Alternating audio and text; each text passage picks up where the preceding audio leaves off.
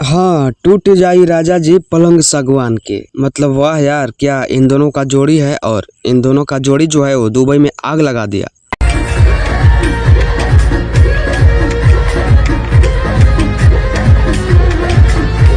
यानी जो भोजपुरी के कलाकार हैं खेसारी यादव और अमरपाली दुबे, ये दुबई में जा करके ये दोनों जो है वो आग लगा दिए, तहलका मचा दिए।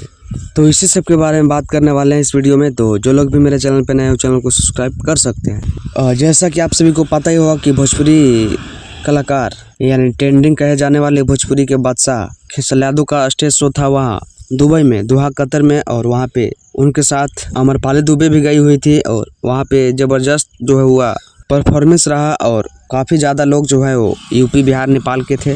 तो वहाँ पे जो है वो परफॉर्मेंस सक्सेसफुल रहा और बहुत ही ज़्यादा प्यार और सपोर्ट मिला।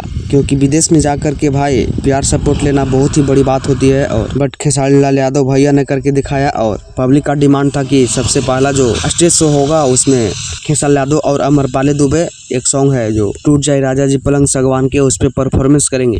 और आप लोगों को इस सब के बारे में क्या प्रक्रिया है, क्या कहना है, आप लोग कमेंट में लिखिए, बताइए। और इस चैनल पर नया है तो चैनल को सब्सक्राइब कर लीजिए। धन्यवाद।